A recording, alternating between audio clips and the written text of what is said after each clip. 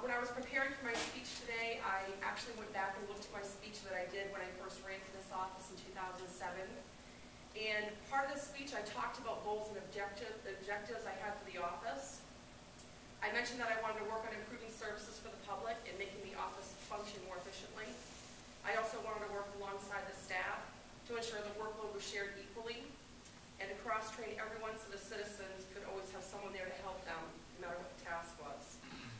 I also promised to be available outside normal working hours, if needed, like Bill Clark was so many years ago. And my last goal was to become a member of the Maine Town and City Clerks Association and attain my Maine Clerk certification to expand my knowledge of the position. So after reading the speech and thinking about the past 4 years, I can honestly say that I've met and exceeded all of those goals. There's no doubt we've had our challenges over the past 4 years. We had to deal with layoffs about 2.5, 3 years ago.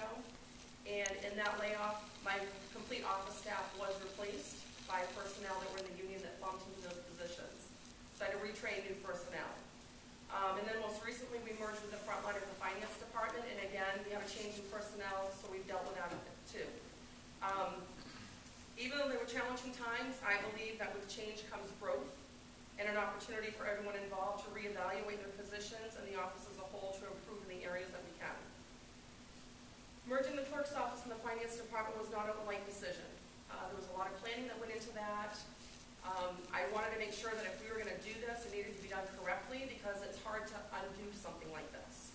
So I did go to area towns, meet with them, the ones that had already decided to do this, and we felt it could be done. We had to wait to a certain point where we knew that it could be done.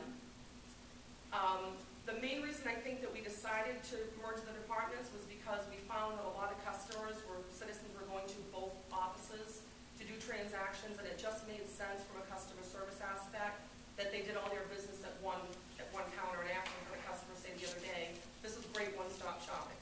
And that was our goal, so we accomplished that.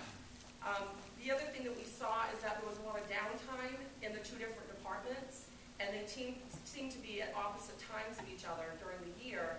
So by merging, we have a consistent flow of work, and there's not this big spike in downtime in the works that the staff has. I consistently am open to the public. If I have people that have suggestions, I want to hear about it, positive, negative. We're there for the public, so we're always looking to increase and make things more efficient for everybody. I've always gone on the philosophy of treating others the way that I would like to be treated, and I strive for that every day as city clerk by returning phone calls promptly, finding answers for citizens even if it's not clerk related, and making them feel welcome at City Hall. I know that being business friendly has been talked about here today. One of the things that I did when I first took office was review the ordinance that had with regard to business licenses, and I found that all of the licenses, renewals and new, were having to go to municipal officers for approval. And sometimes that kept businesses from opening when they really wanted to open.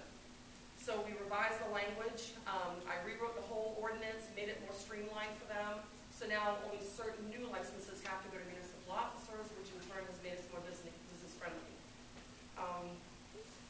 So, as I've stated since I first ran for city clerk back in 2007, I believe even one person